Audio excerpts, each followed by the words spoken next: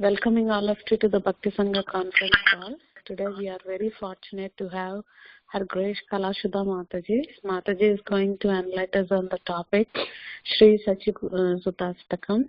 Hare Krishna Mataji, are you present on the call? Hare Krishna. Please accept my humble obeisances. All glories to Srila Prabhupada and Srila Guru Maharajas. Hare Krishna Mataji, Dandavats Pranam, please accept my humble obeisances. All goes to Srila Prabhupada and Guru Maharaj. Thank you so much Mataji for giving your valuable time and association to us this morning and enlightening us on this topic. I'll hand out the call to you Mataji. Hare Krishna. Hare Krishna. Thank you very much for the opportunity. I beg for forgiveness. Actually, I'm not able to go online. There is something wrong with my computer, I guess. I'm not able to do the live streaming, so I apologize for that. Today,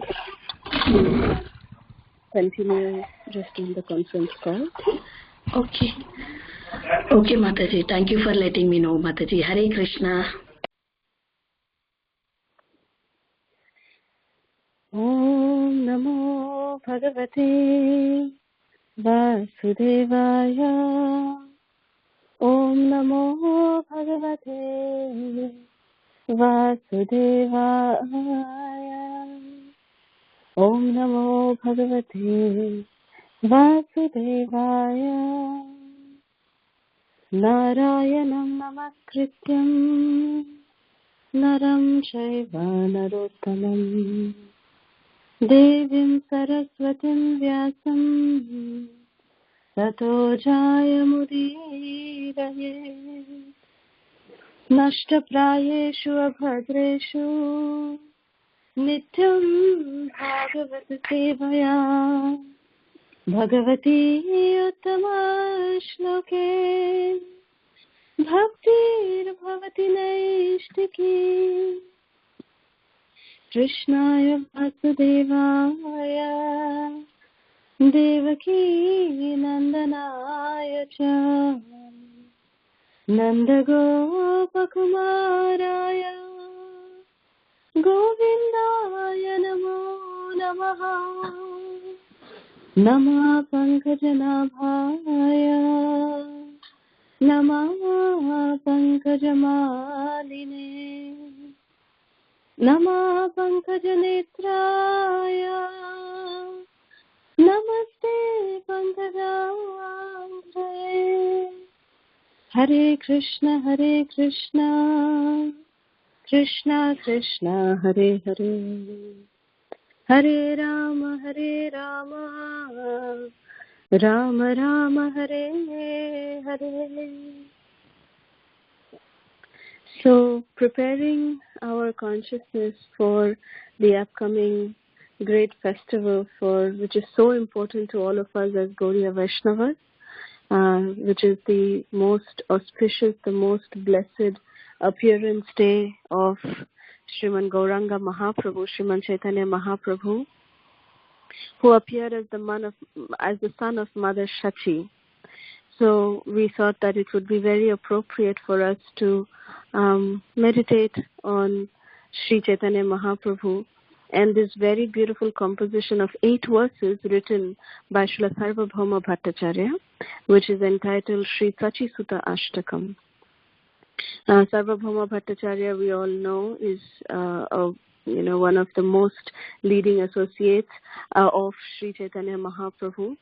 And Sri Chaitanya Mahaprabhu had very special, very intimate pastime with Srila Sarvabhauma Bhattacharya, how Mahaprabhu transformed Sarvabhauma Bhattacharya from a dry Mayavada to made him relish the epitome of bhakti.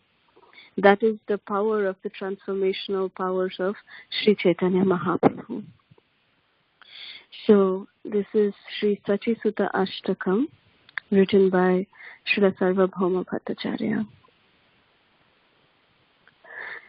Nava Gauravaram Nava Pushpasaram Nava Bhavadharam Navalasya Param Navahasya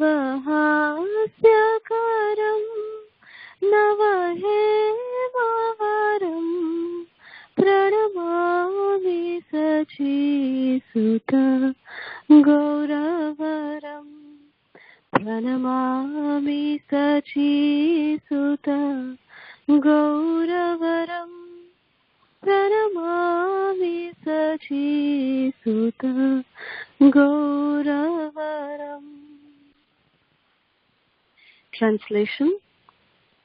Sri Chaitanya Mahaprabhu, Gauranga Mahaprabhu's complexion is the hue of fresh cream tinged with kumkum. He is the ever-fresh Cupid who shoots arrows of newly blossoming flowers. He bears newer and newer moods of emotional ecstasies. He is fond of performing novel dances. He makes ever new jokes that cause much laughter. His brilliant luster is like freshly cast gold. I bow down to Sri Gauranga Mahaprabhu, the beautiful son of Mother Sachi. Om Ajnanatimirandhasya Jnananjana Shalakaya Chakshurunmilitam Yena Tasmai Shri Gurave Namaha. Nama Om Vishnupadaya Krishna Preshthaya Bhutale Srimate Radhanath Swaminiti Namine. Nama Om Vishnupadaya Krishna Preshthaya Bhutale Srimate Jayapataka Swaminiti Namine. Nama Acharya Padaya Nitai Kripa Pradayine Gaura Katha Dhamadaya Nagara Dramatarine. Nama Om Vishnupadaya Krishna Preshthaya Bhutale Srimate Bhaktivedanta Swaminiti Namine. Namaste Saraswate Deve Gauravani Pracharine Nirvishesha Shunyavari Paschatya Deshatarine. Jai Shri Krishna Chaitanya Prabhu Nityananda Shri Advaita Gadadhar Shrivasadi Gaura Bhakta Vrinda. Hare Krishna Krishna Krishna Hare Hare Hare Rama Rama Rama Hare Hare. We are very grateful to all of you for being here this morning, and to all the organizers for giving us the opportunity to speak. Thank you so much. So here, Srila Sarvabhauma Bhattacharya, we know how when Sri Gauranga Mahaprabhu, after he took sannyas, he actually wanted to make his headquarters, because it is said that after becoming a sannyasi, one should stay away from home, not stay near their family. So Sri Chaitanya Mahaprabhu actually wanted to go and make Vrindavan as his headquarters. But Srimati Sachi Devi, the glorious mother of Sriman Chaitanya Mahaprabhu, she was so affected by even the fact that Sri Chaitanya Mahaprabhu had taken sannyas. She was so deeply affected by that. He left his young wife, his widowed mother. Both of them were very much dependent on Sri Chaitanya Mahaprabhu. And Mahaprabhu, just took sannyas, and both of them were devastated, and especially Sachi Mata. She then said that, my dear son, if you go to Vrindavan, it's too far away. What if I leave my body? How will you be able to come? Those days, of course, we know that there was no way that, you get on a flight or you take the train. None of that facilities was available in those days. So the least that they could do is take the bullock cart and they would come, or travel by foot, which everyone almost did. So that would take months to come. It would be months before Chaitanya Mahaprabhu would reach back to Navadvip from Vrindavan. So Sachi Mata insisted that, my dear son, please don't go so far away. Please, I'm begging you, don't go so far away. But rather, you can go to Jagannath Puri. It's not so far away. Orissa is just the next state to West Bengal. So you can go there. At least you will be nearer to us.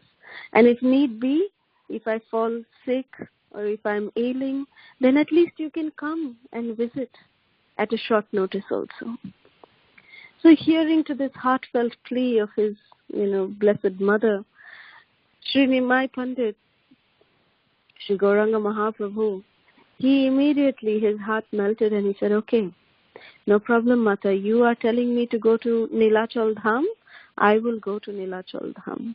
I promise you. I will not go so far away from you. I will go to Nilachal Dham and stay there. So then Sri Chaitanya Mahaprabhu started his journey to go to Sri Jagannath Puri. So when Mahaprabhu came to Jagannath Puri, the entire path when Mahaprabhu was coming to Jagannath Puri, the entire road, the entire journey, Mahaprabhu was just, absorbed in singing the glories of Sri Jagannath. Because Jagannath, the form of Lord Jagannath, how did Jagannath manifest? We all know that it is Krishna himself, but Krishna is in the mood of Srimati Radharani, that he is feeling the separation of Srimati Radharani. This is Krishna who is experiencing that how much love Srimati Radharani has for him.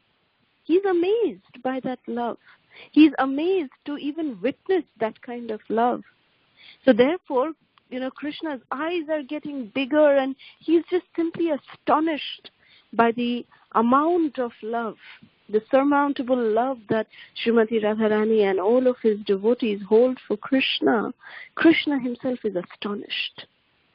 So Krishna, when he is astonished, he manifests as the Ashcharya Roop, the astonishment Roop of Lord Jagannath, with his eyes becoming so big.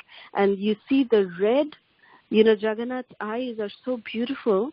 In fact, Lord Jagannath's eyes, the only three things that are most visible on his beautiful blackish moon-like face is both his lotus-like eyes and his boat-like smile.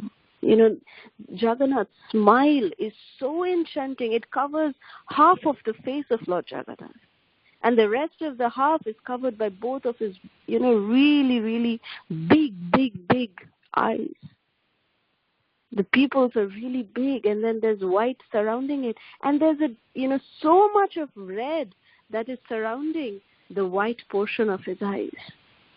It is said that the redness that is there around the eyes, it comes out of, whenever we feel extreme love for someone, which is, of course, very, very difficult to experience in this material world. But, when we feel extreme love for someone, we cry tears. We can experience that in a mother and son relationship, in a mother and child relationship. When the child is in difficulty or when the child is extremely loved by the mother cries. The mother cries, incessantly. They just cry, seeing the way their child is growing, or just out of selfless love for their child. They sometimes cry. And when they cry, their eyes actually become red. We might be experiencing that.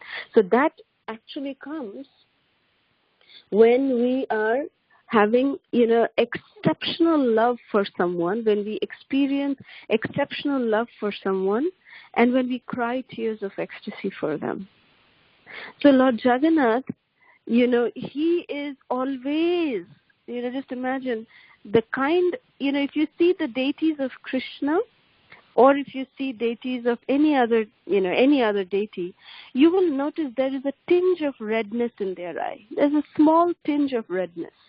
Very small line, or a pinkish line, or a red line that is seen on the deity's lotus eyes. Or if you see any photograph of Krishna, the way they are painted, if you see the lotus eyes, they have a tiny tinge of red. But Lord Jagannath, he always has that, almost like half an inch of redness around his eyes. So we can imagine how much, to the epitome of love Lord Jagannath is feeling for all of us. Therefore, for all of us in Kali Yuga, Lord Jagannath is the most merciful, the most approachable manifestation of Krishna. That's why he's called Lord Jagannath. He's the Lord of the universe. And he is so merciful that he himself, the main Archa Vigraha of the main worshipable deity of the temple, coming out for a procession so that he can distribute his mercy to, one and all without any discrimination.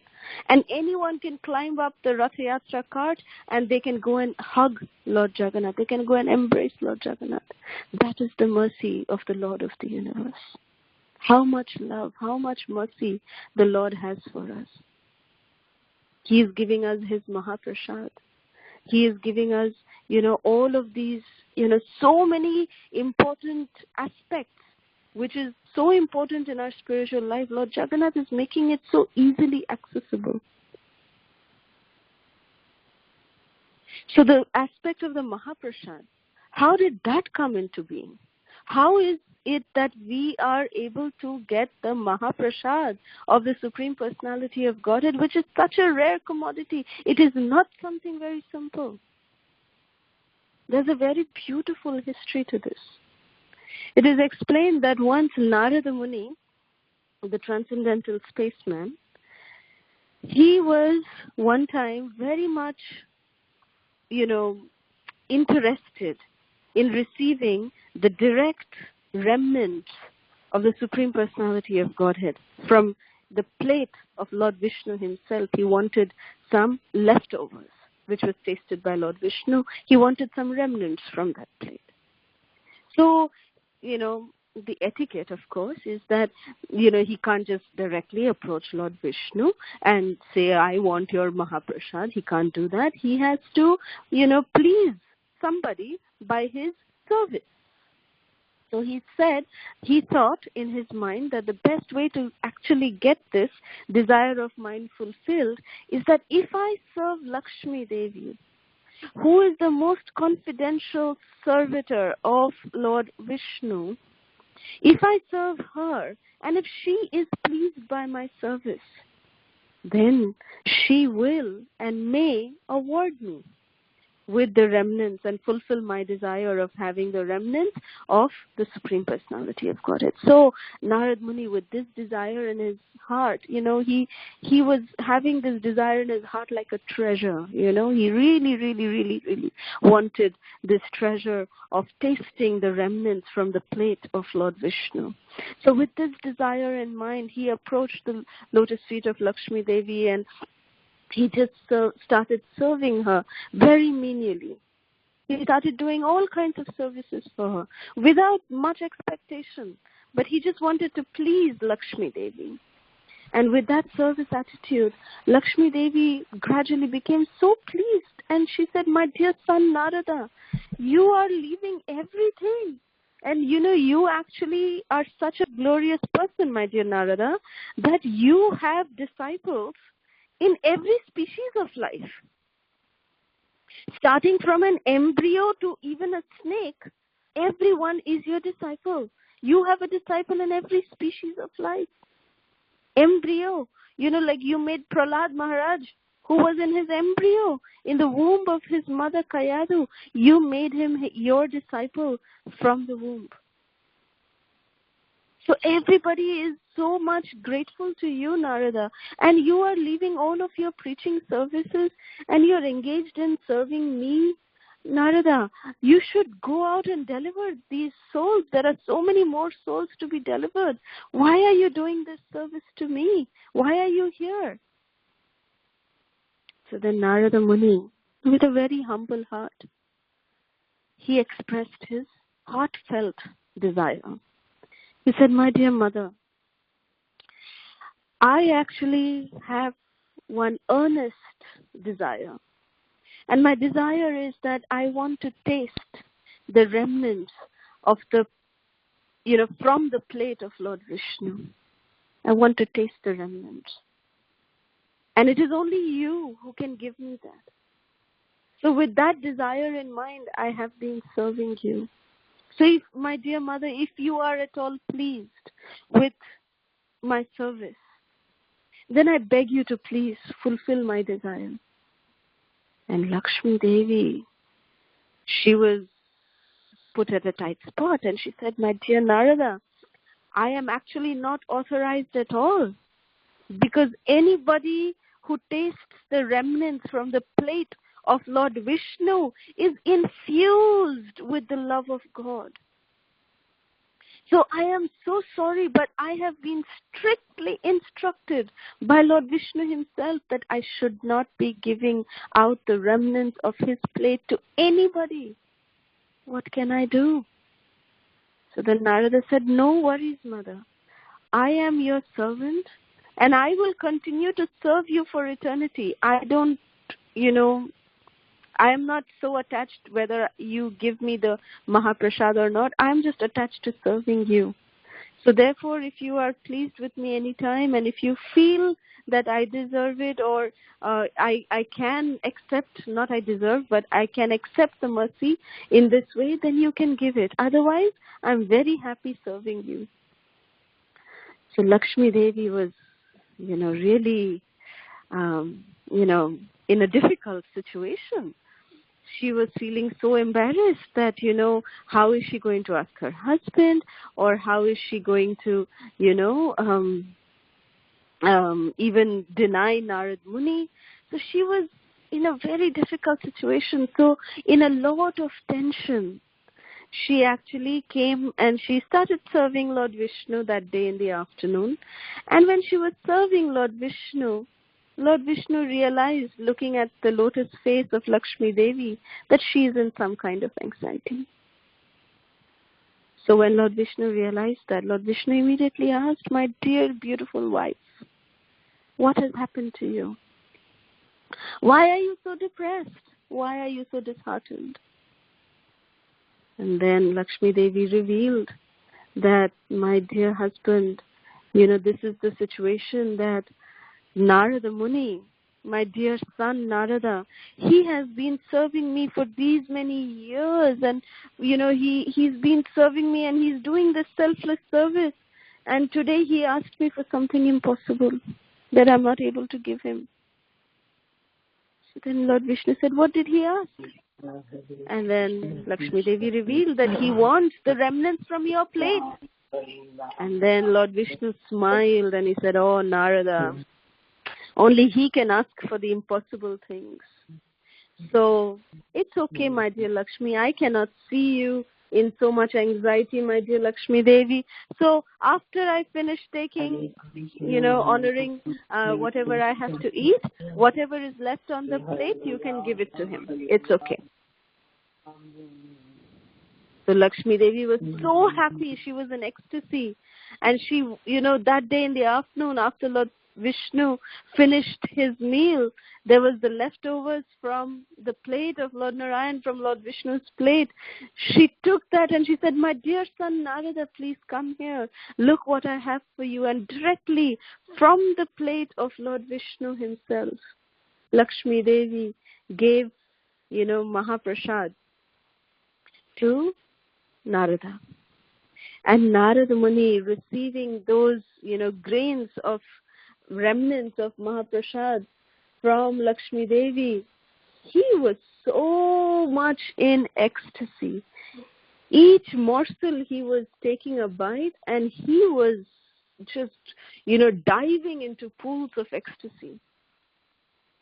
Each bite he was taking, he was diving into pools of ecstasy.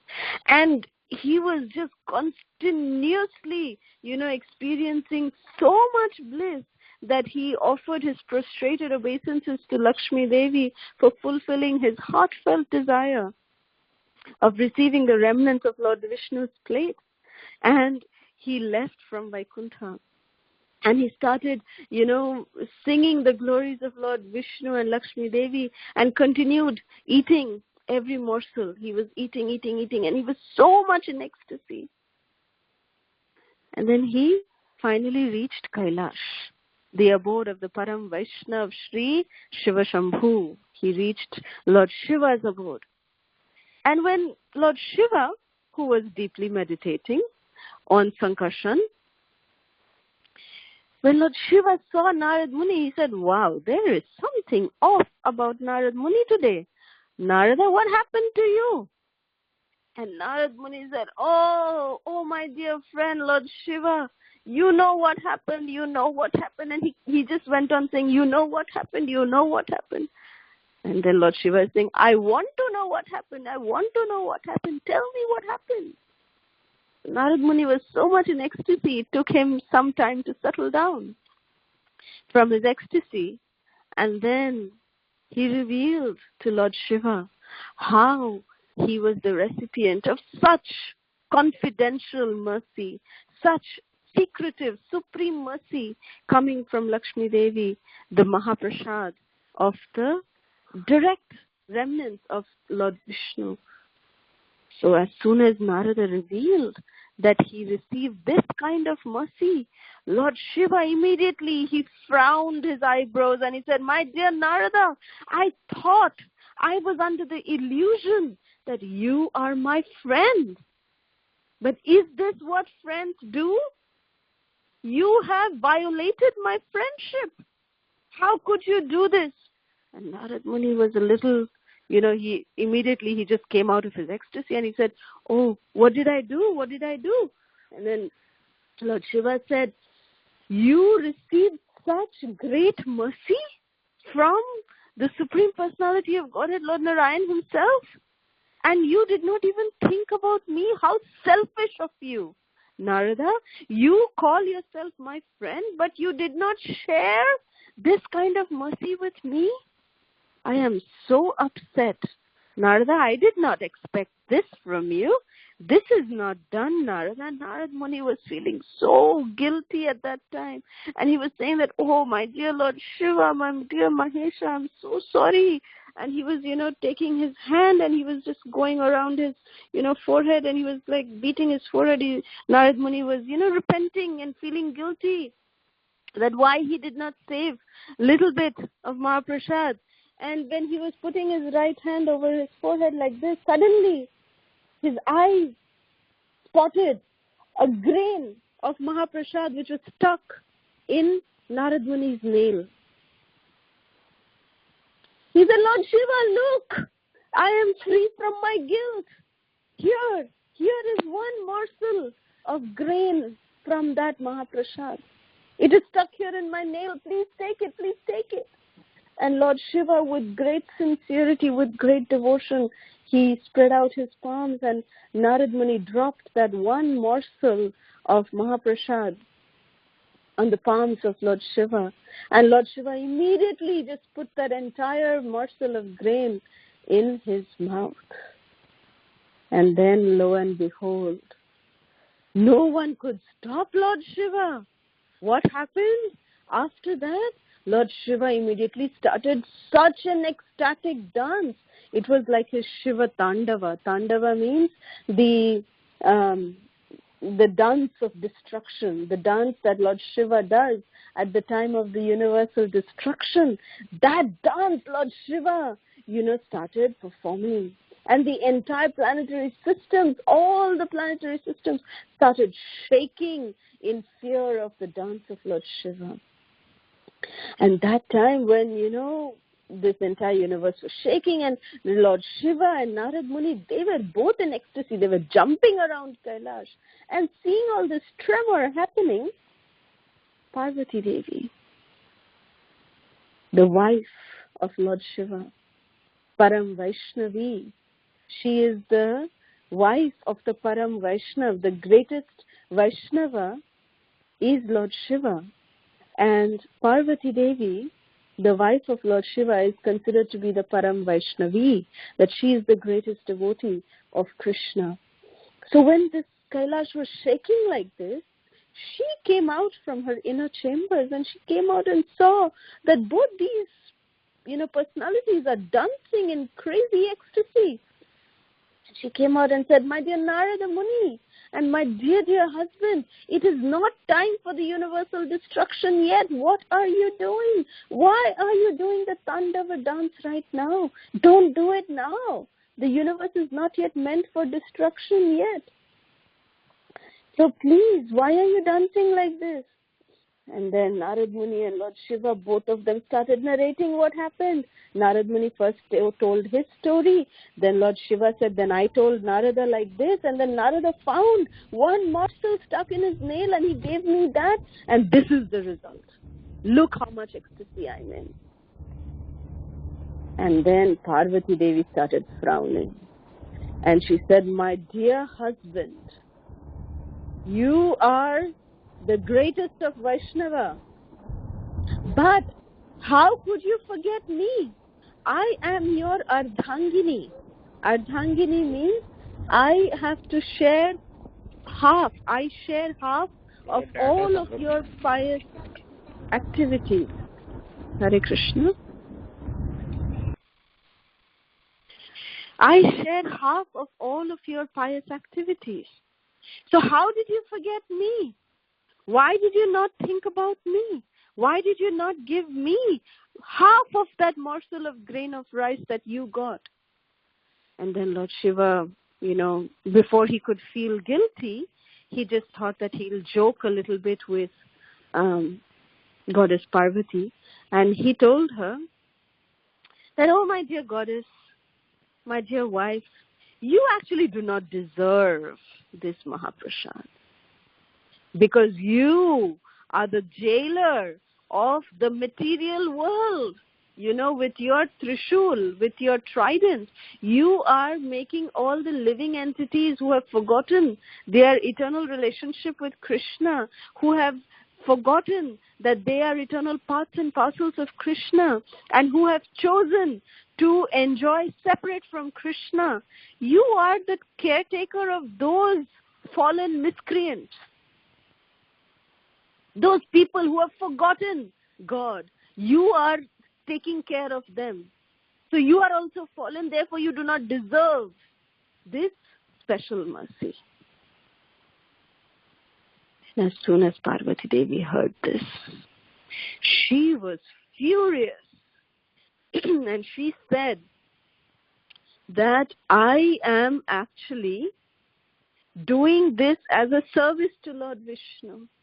The trident that I have, the trident that I hold is, yes, to inflict the threefold miseries on the living entities who have forgotten their relationship with Krishna. I do that, no doubt about it. But when they choose to surrender to Krishna, I actually, with using that same trident, I test them, I purify them, and then I, sweep them to the other side. I help them to come to surrender to Krishna. So they have to go through me. So why are you saying, and whatever I am doing under the direct instructions of the Supreme Personality of Godhead. This is my service to Him, to first of all, to punish. And once they realize their mistake, once the living entities realize their mistake, and if they choose to surrender to Krishna, then I filter them out, and then I bring them to the lotus feet of Krishna. That is my service to Krishna. So how can you say that I'm not qualified? So now, because you are giving this kind of an accusation on me, now I promise to you that I actually am Param Vaishnavi. I am going to you are, criticizing that I am the jailer and I have miscreants under me. So I promise to you today that not only me, but everyone who is under me, all of my miscreants, I will make sure that this rare Mahaprasad from the plate of Lord Vishnu himself, the Supreme Personality of Godhead Mahaprasad, I will first honor it, and I will make sure that everybody who is under me, even they will honor it. That is my vow. And as soon as these words came out from the lotus mouth of Goddess Parvati, at that time, immediately, Lord Narayan, Lord Vishnu, he manifested in Kailash. At that moment, he just manifested. And he said, hey Kalyani, hey Katyayani, hey Parvati, why? What did you just say? How can you just say that, you're going to make this rare thing, of my Mahaprasad? available to everybody. That is not possible. So Parvati Devi said that, my dear Lord, nothing happens without your desire. The very fact that this statement I have made, it is by your desire. So therefore, now it is your responsibility to fulfill this and to make sure that this happens. So listening to this beautiful statement from Parvati Devi, Lord Vishnu was extremely pleased. And he said that today, with keeping Narad Muni and Lord Shiva as my witness, I promise to you, my dear Katyayani, I promise to you, my dear Kalyani, to you, my dear Parvati. So these are the different names of Parvati Devi. And he said that I promise to you that whatever you have said will come true. So when I manifest as Lord Jagannath, whatever I eat, my remnants will be first offered to you in your form as Bimala Devi. And then that prasad, when it comes to you and you take that prasad, it will become Mahaprasad. Because it is said that when a pure devotee honors the remnants of the Lord, that prasadam actually becomes Mahaprasadam, becomes great mercy. So therefore, Lord Vishnu said that, and that Mahaprasad which you have tasted will be distributed to all the living entities around the world, whoever are in the material world. Anybody can access it.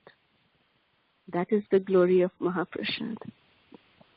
So this Mahaprasad is so, whenever we offer to the Lordships, we offer, and then when we, before honoring the Mahaprasad, we say our prasadam honoring prayers, we should really mean it, that this is real Mahaprasad, and it's a very rare thing, not easily available, and it is a very, very important limb of our devotional service. Srila Prabhupada said, we can eat our way back to Godhead. What does Srila Prabhupada mean by that?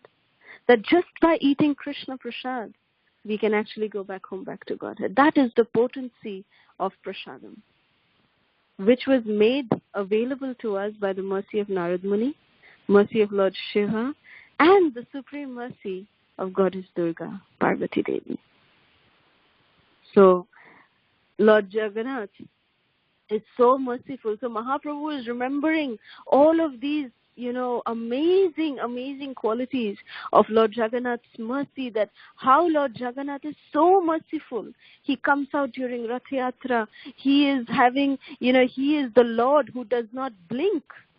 Lord Jagannath doesn't have eyelashes. He does not blink. He just does not blink. With unblinking eyes, Lord Jagannath is drinking the nectarial ambrosial of the love of what his devotees are feeling for him. That's why with unblinking eyes, Lord Jagannath is just seeing that. He is just drinking the love that his devotees feel for him through his eyes, through his lotus eyes. So thinking of and meditating of these qualities of Lord Jagannath, Lord Gauranga Mahaprabhu, who is Krishna himself, taken on the golden complexion of Srimati Radharani and taken on the mood of Srimati Radharani also. So Sri Krishna Chaitanya, Radha Krishna Nahi Anya. So here we have Lord Jagannath, who is Krishna himself, but who is astonished seeing the love of Srimati Radharani. That's why he is astonished. But here we have Chaitanya Mahaprabhu on the other side, who is Krishna himself, who is experiencing himself the mood of Srimati Radharani. And when Lord Chaitanya came face to face with Lord Jagannath, the entire journey, when Mahaprabhu was coming to Jagannath Puri, Mahaprabhu was constantly meditating on these, ambrosial pastimes of Lord Jagannath.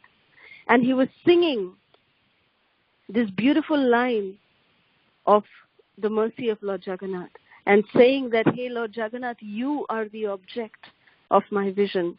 Mahaprabhu was constantly singing this line, Jagannath Swami, Nayana Pathagami, Bhavato me. Which means, my dear Lord Jagannath, may you be the object of my vision. That I just want to see you, my Lord Jagannath. So just singing like this, meditating on these qualities of Lord Jagannath, Mahaprabhu was running towards Jagannath temple. And when both these lords came face to face, at that time, Mahaprabhu, Sri Chaitanya Mahaprabhu, the golden body of Sri Chaitanya Mahaprabhu just collapsed. Like, you know, how when you see a candle, if you light a candle, how the wax melts, how the wax would melt by the heat of the fire, like that, Lord Chaitanya Mahaprabhu melted just looking at the beautiful, majestic form of Lord Jagannath. Mahaprabhu melted in Lord Jagannath's presence. He just fell down like a stick, and he actually lost his consciousness. He fainted in ecstasy, seeing the glorious form, the majestic form of Lord Jagannath. And when Lord Chaitanya melted, the golden body of Lord Chaitanya lay down in front of Lord Jagannath's temple, you know, in the Garbha Mandir. Garbha Mandir means the actual place, you know, where the deities are kept. Directly, you know, where the pujaris do all their seva. Mahaprabhu entered that particular room and he fainted right there in front of Lord Jagannath. And Sarvabhauma Bhattacharya, who was one of the priests of Lord Jagannath, the high priest actually, and he saw, who is this sannyasi? Who is this beautiful personality? A young Mahaprabhu was only 24 years young at that time.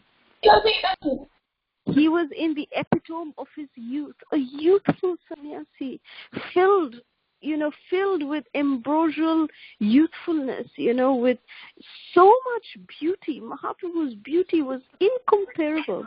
You know how this particular verse is saying that Mahaprabhu's complexion was the hue of fresh cream tinged with kumkum.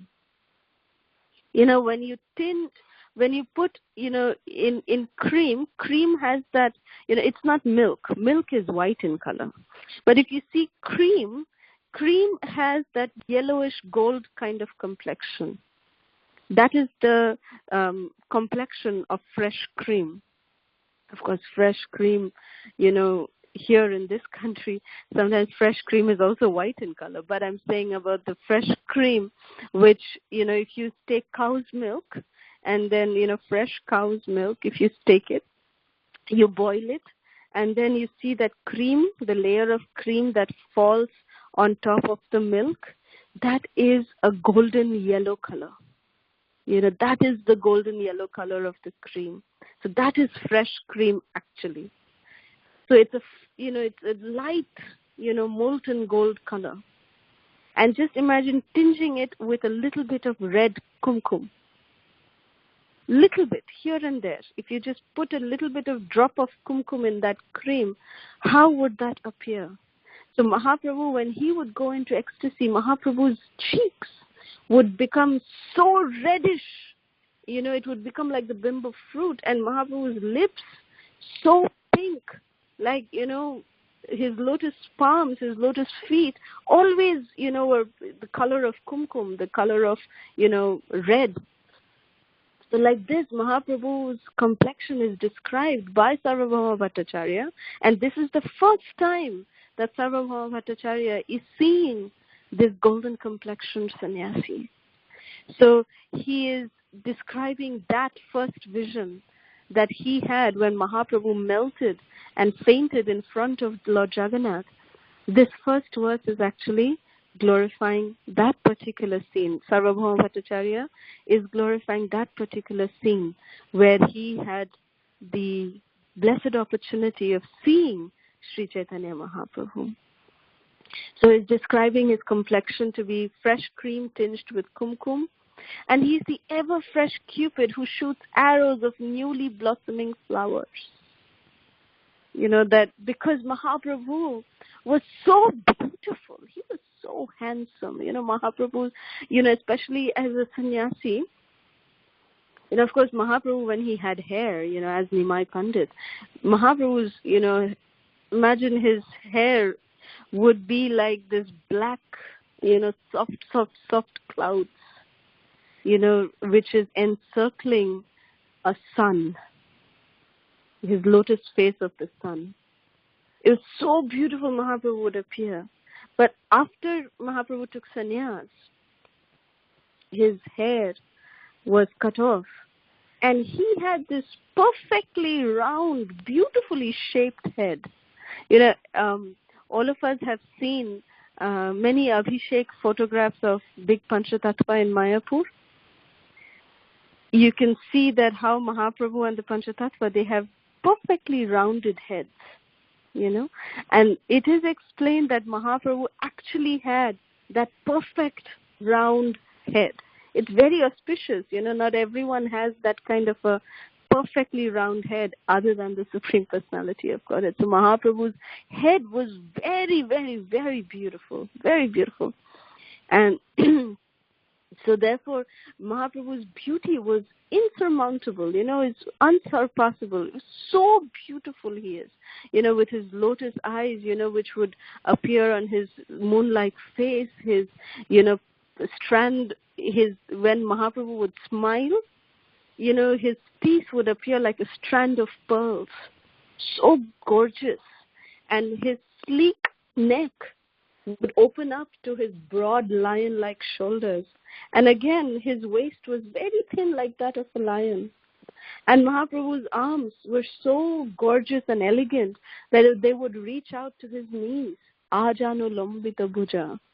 His bhuja is janu. It would touch his, just near his thigh. Mahaprabhu's arms were so long, so delicate like that. And Mahaprabhu, he would wear this beautiful sannyas robe, which was from his waist down to his knee. So Mahaprabhu would wear that kind of a sannyas dhoti, his saffron color dhoti he would wear, and Mahaprabhu's lotus feet. So beautiful, and his entire body, marked with tilak, 13 parts of his body marked with tilak, and, his neck anointed with the kanti mala. Mahaprabhu would appear so gloriously beautiful. So therefore here, Sarvabhauma Bhattacharya is saying that he's the ever-fresh Cupid. So beautiful is Mahaprabhu.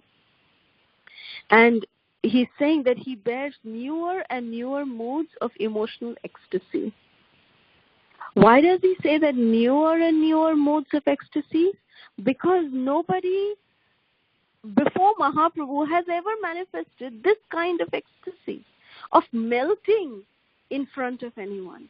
And when he melts, the body temperature of Mahaprabhu would rise to such an extent that the stone beneath him would also melt by the bodily heat emanating from the body of Sriman Mahaprabhu. He would melt the stones that he would actually fall down on. And Sarvabhauma Bhattacharya is going on saying that he's fond of performing noble dances. Noble dances means it was actually in Jagannath Puri that every single day Mahaprabhu would take out his Sankirtan and he would dance on the streets of Nilachal. When Mahaprabhu would dance on the streets of Nilachal, it would really appear like Shonaro Parbato Jana Dhulate Lutai. Shonaro Parbat means a golden mountain. Mahaprabhu's personality was like a golden mountain dancing in ecstasy. And when they would dance like this, anyone who would see this novel dancing of Gauranga Mahaprabhu would immediately be blessed with pure love for Krishna. And they would just incessantly start chanting. And Sarvabhauma is also saying here that he makes ever new jokes that cause much laughter. Of course, this particular line he is referring to with the childhood pastimes of Sri Chaitanya Mahaprabhu. And Mahaprabhu in his youth and his childhood days, Mahaprabhu was very, very naughty. And he would do a lot of mischievous pastimes.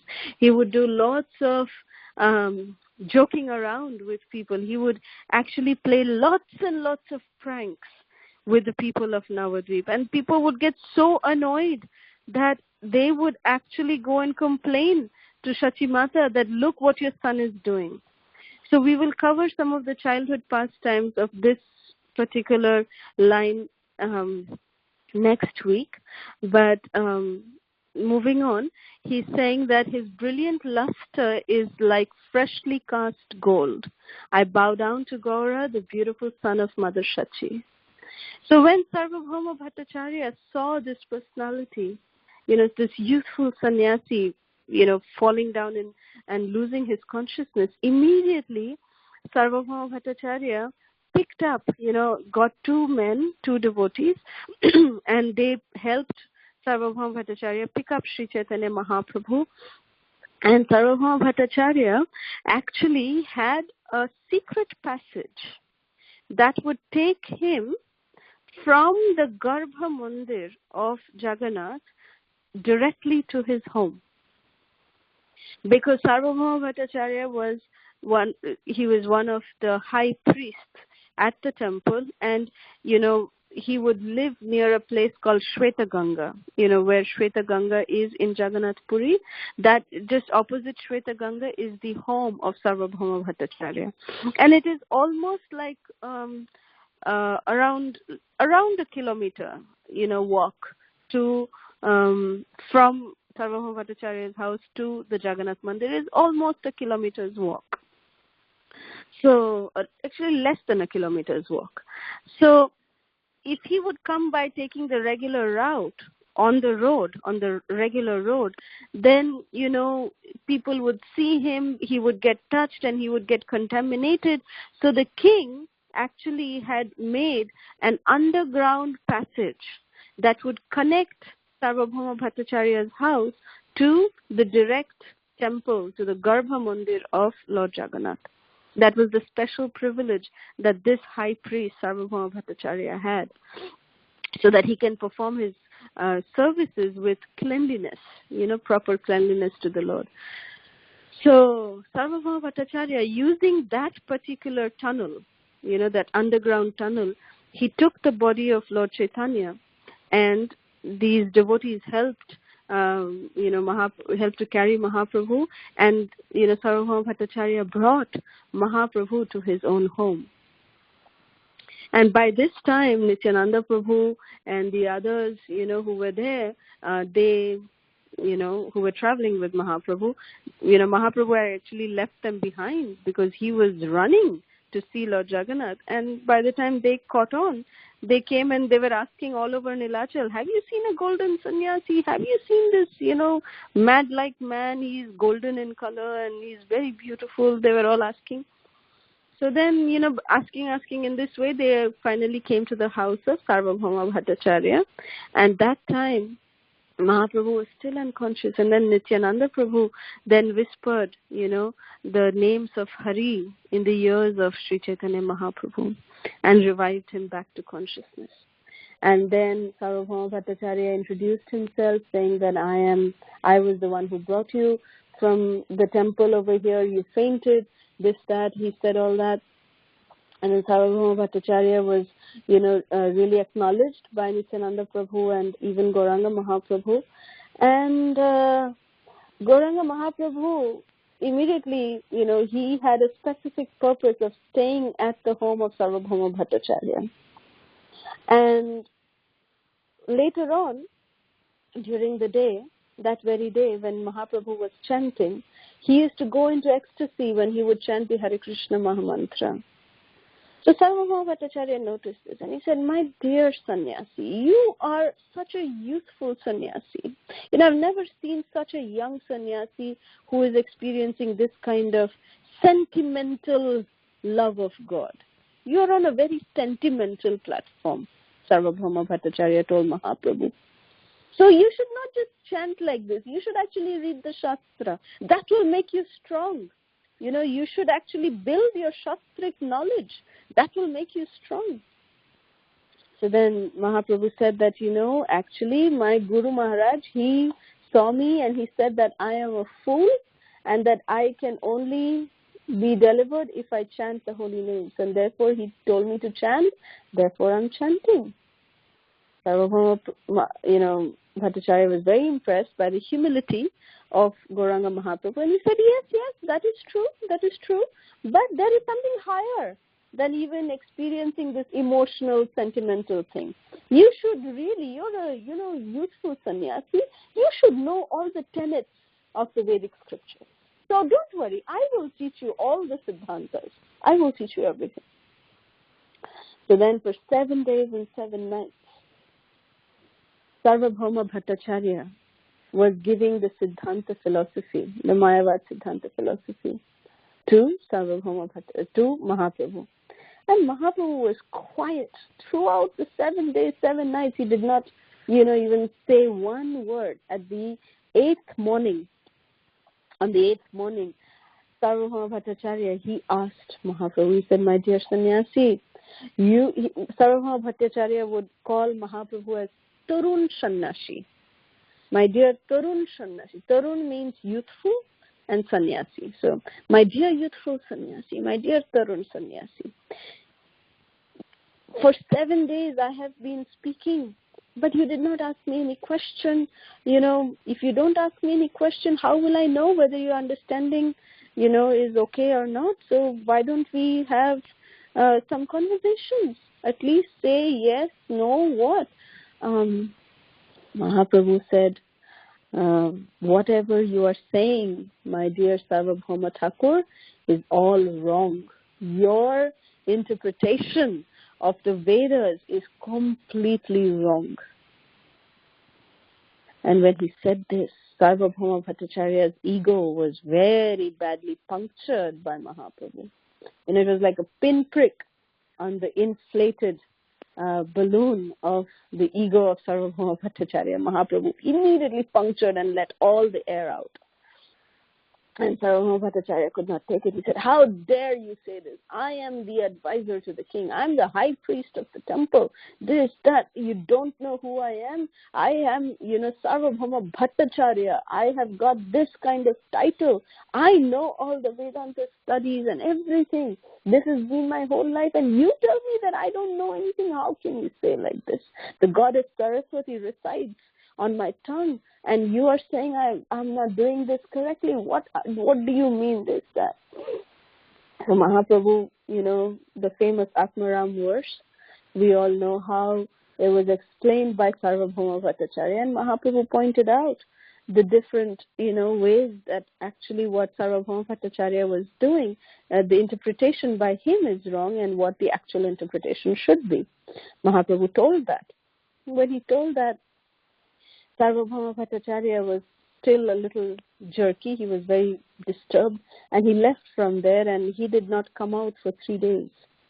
And then on the 3rd day morning, Mahaprabhu, he had gone to visit Lord Jagannath. And while coming back from the temple, Lord Jagannath's Mahaprasad, Mahaprabhu brought, and he entered the room of Sarvabhauma Bhattacharya. And just that night, Sarvabhauma Bhattacharya had a dream, where it was revealed to him that Mahaprabhu is none other than Radha and Krishna themselves. So, and Mahaprabhu revealed his Sadbhuj form. Sadbhuja means 6-armed form to Sarvabhauma Bhattacharya. 6 arms means he was displaying the 2 arms of Lord Krishna, holding the flute, 2 arms of Lord Ramachandra holding the bow and the arrow, and 2 arms of Mahaprabhu holding bead, Japamala in one hand and Kamandalu in the other hand. So this was the form that, was revealed to Sarvabhauma Bhattacharya by Mahaprabhu, which is called as the Sadbhuj form of Gauranga Mahaprabhu, the six-armed form. And then that morning when Mahaprabhu came to visit Sarvabhauma, he just entered the room of Sarvabhauma Bhattacharya and Mahaprabhu gave him the Mahaprasad, and immediately Sarvabhauma Bhattacharya offered his obeisance and said, Mahaprabhu, please forgive me. I have not even done, you are giving me this Mahaprasad of Lord Jagannath, but for 3 days, 3 nights I have been in this room. I have not done any kind of, my morning, sadhana or anything. I have not even taken my ritualistic baths and everything. Not done anything. So then Mahaprabhu said, all of your rituals, all of your, processes, all of that, you just offer it to me. I will absorb everything for you. From me right now, you just accept this Mahaprasad. And then Sarvabhauma Bhattacharya, immediately offered his obeisances to Mahaprabhu, and he surrendered at the lotus feet of Mahaprabhu and saying that I offer everything to you. I offer everything and, accept you as the Supreme Personality of Godhead. So that was the transformation of Sriman Sarvabhauma Bhattacharya. And he became such a wonderful devotee of Sri Chaitanya Mahaprabhu that, after he, started chanting the Mahamantra, and every day, Sarvabhauma Bhattacharya, although he was so old, he would actually go out on the Sankirtan every day with Chaitanya Mahaprabhu on the streets of Nilachal Dham. And he would actually encourage, and door to door he would go and beg everyone to take up the chanting of the holy names. That was the transformation of Sarvabhauma Bhattacharya. And in fact, the transformation was so great of Sarvabhauma Bhattacharya that one day Sarvabhauma Bhattacharya came to Mahaprabhu with the verse from the 10th canto of Srimad Bhagavatam, where Lord Brahma is saying in one of his prayers, after Lord Brahma realized his mistake that he had committed of stealing the calves and the cowherd boys of Krishna. When he realized his mistake, he came to beg forgiveness from Krishna. And one of the prayers that he offered to Krishna at that time was Tattenukampa Susumekshamana Bhunjana Evatma Kritam Vipakam Ritvakvapurghir Vidadhan Namaste Jive Diyo Mukti Pade Sadaya Bhag. Which means, sorry, I don't have the translation in front of me, but which means that anyone who actually is always dependent on the mercy of the Supreme Personality of Godhead, Tatte Anukampa Susumikshamano Bhunjana Evatma Kritam Vipakam, that they know that, only by gratitude can they actually get the complete mercy coming from the Supreme Personality of Godhead. And such people are actually the true deserving candidates for mukti. Mukti sadaya padaya bhag, So then Sarvabhauma Bhattacharya actually came with this verse and he said, Mahaprabhu, I have one correction to make. Mahaprabhu said, interesting, Sarvabhauma, what is your correction? He said, this line in the Srimad Bhagavatam which says that it is Mukti Padaya Sadaya Bhag, it actually should be Bhakti Padaya Sadaya Bhag. That actually such devotees who cultivate this kind of consciousness for you, that their, gratitude, they're showing their gratitude to you in all conditions of life. Mukti is not their, rightful, claim. Actually, it is Bhakti. So we should cancel Mukti and we should replace it with Bhakti. Mahaprabhu started laughing and Mahaprabhu said, yes, that is the actual purport. That is the actual meaning. But let's not change the words of the Bhagavatam. But yes, that should be our understanding. So this way, Mahaprabhu and Sarvabhauma Bhattacharya had very beautiful pastimes. And when Sarvabhauma Bhattacharya was thus transformed by Sri Chaitanya Mahaprabhu, he composed this beautiful Sri Sachi Suta Ashtakam. So today we will end here. If there's any questions, comments or reflections, we can take that now. Thank you very much. Srila Prabhupada Ki Jai. Hare Krishna.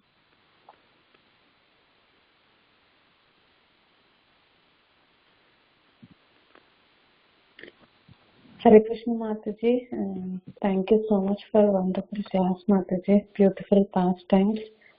I'm bringing into the mood of Chaitanya Mahaprabhu Appearance Day. Thank you so much, Mataji. If anybody have any questions or any realization, please go ahead. Hare Krishna Mataji. Thank you for wonderful class, Mataji. I just have one clarification, Mataji. Like when Chaitanya Mahaprabhu took sannyas, when he left the home from Vishnupriya, so there is some reason behind that, right? So they will say like, why Chaitanya Mahaprabhu took sannyas, like living the Grahastha life. So there is some pastime related to that. Can you please? Yes.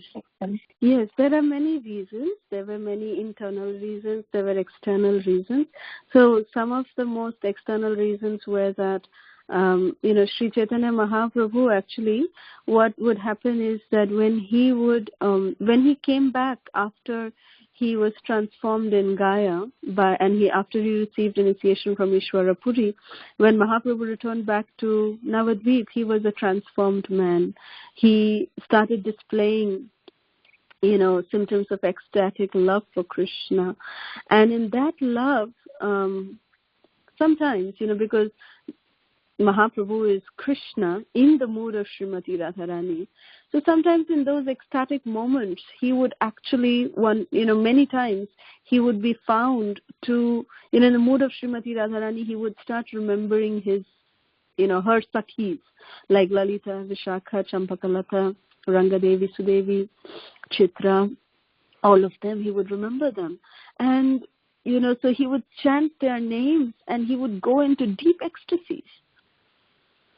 And the people of Nadia, the people of Navadvip started misunderstanding, and they started saying, oh my God, look at this. Why is he taking the names of girls? And what is he doing? And, that kind of thing was happening. They were starting to ridicule Chaitanya Mahaprabhu. They were starting to criticize Chaitanya Mahaprabhu. So, Mahaprabhu then thought to himself that the people of West Bengal, of Nadia, of Navadvip, if they are committing this kind of offense, then they will not be able to get pure love of God in any lifetime. It is impossible. So, in order to stop them from committing such offense, I should actually take sannyas, because the people, the general people in the society, they respect sannyasis, come what may. They respect sannyasis, out of fear, out of any other given reason, they somehow respect the sannyasis. So Mahaprabhu thought that, if I take sannyas, then these people will at least not criticize me anymore and stop, the flow of mercy that is actually due to them. So if I take sannyas, they will at least respect, that respect will be there. They will at least not criticize me anymore. So therefore, he actually took sannyas. That was one of the reasons. The other reason also is that, people in general were so much, they would accept, this kind of message coming only if it was coming from a real authority, and in those days the society was such that when a sannyasi is saying certain things, they are setting things as an example, then people would accept it, So just for the sake of accepting, making people in general to accept, the teachings of Chaitanya Mahaprabhu took sannyas. That is some of the external reasons. The internal reason was that Krishna is actually indebted to Srimati Radharani. It is said that when Krishna left Vrindavan, when Akrura came to take Krishna and Balaram from Vrindavan to Mathura, and when Krishna left Vrindavan, at that time Srimati Radharani, she actually wore saffron clothes, saffron robes, it is said. That because saffron, the color saffron, it signifies or it symbolizes renunciation. it symbolizes sacrifice. So Srimati Radharani, in her deep love for Krishna, she actually sacrificed her, she had stopped decorating herself. She would just, like a mendicant, Srimati Radharani started staying. She would wear saffron clothes and she would, not decorate herself like she used to, and she would just be like a mendicant. So Krishna immediately knew that. He immediately knew that Srimati Radharani is doing like this. And at that time, Krishna made a heart-to-heart promise to Srimati Radharani that, Sri Radhe, I am indebted to you for your unconditional love. And I promise that I will reciprocate also with this act that you have done, this ultimate, the supreme manifestation that you have shown of your love to me as the love of sacrifice, the love of renunciation that you have shown to me. I will show that same love to you. So to keep up that promise that Krishna had made to Srimati Radharani, Chaitanya Mahaprabhu accepted sannyas, just to reciprocate with the mood of Srimati Radharani. So this is the internal reason why Mahaprabhu took sannyas. So I hope that answers your question. Yes, Mataji. Thank you so much. Hare Krishna. Hare Krishna.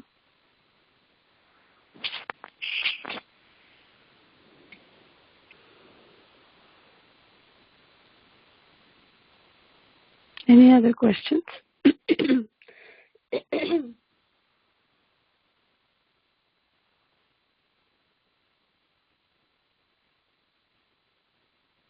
Hare Krishna Mataji, Dandavat Pranam. I don't have a question, but I just want to say thank you so very much for the lovely class. The pastimes were I enjoyed them both very much, particularly the pastime with Narada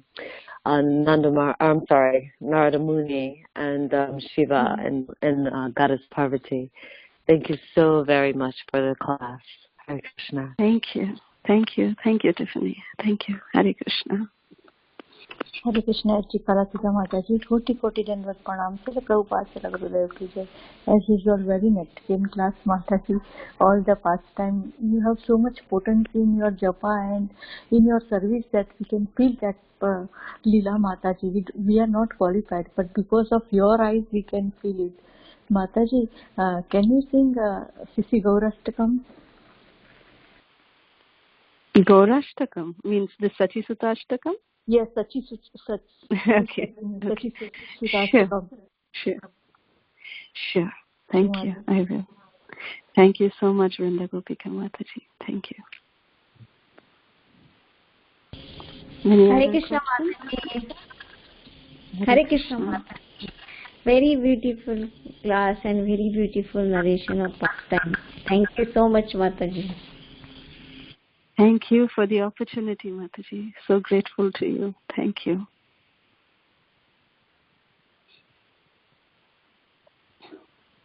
Okay, if there's no more questions, I'll just honor the request of Vrinda Gopika Mataji and sing one verse from Sri Sachi Suta Ashtakam, the same verse that we started today, the first verse.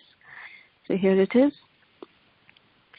Nava Gauravaram Nava Pushpasaram Navabhavadharam Navalasya Param Navahasya Karam Navahemavaram Pranamami Sachi Suta Gauravaram Pranamami Sachi Suta Gauravaram Pranamami Sachi Suta Gauravaram.